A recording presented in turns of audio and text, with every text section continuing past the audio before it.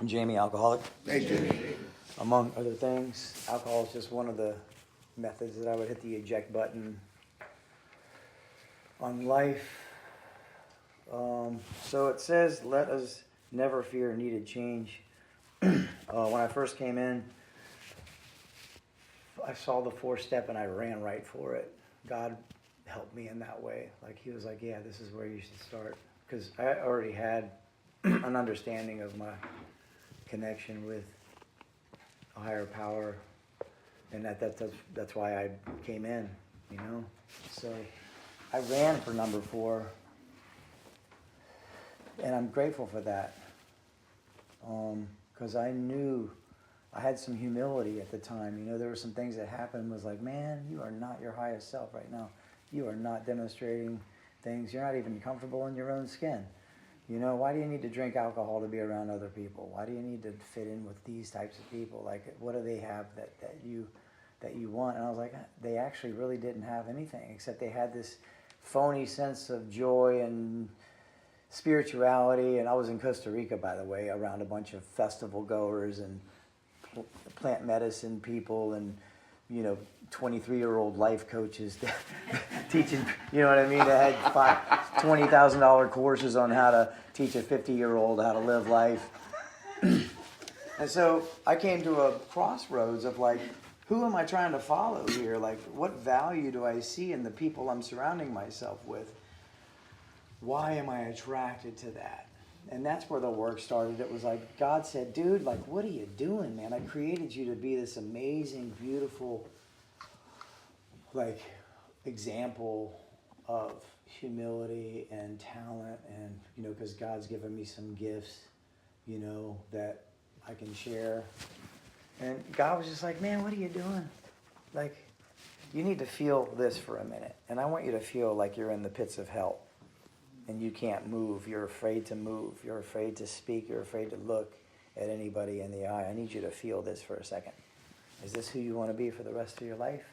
Do you want to depend on some outside substance to align with your ability to shine your light? And I was just like, no. So I came in. I made a beeline. I wasn't afraid of it. I needed it. And I ran for it, right? And so that's a gift that I was given in the program. And so because of that, that was 11 years ago, going on 12 on Thanksgiving. I've only picked up one ship. You know, I haven't had to go back out. It's not that it's not a part of my story yet, but I'm still on this channel of what did we learn? You know, I just had a situation over the weekend because I'm a professional entertainer where I go to these venues and I create a show and I, you know, ironically get people to drink more as a result of singing Country Roads Take Me Home to the place where I belong, right? That's my job. And so my job is to bring this joy and this element of relaxation and escape. And in that process, there were some challenges with some of the staff or people that I was, you know, bringing my service to. And instead of like blowing up, like today I have a gift of pause. And that's growth.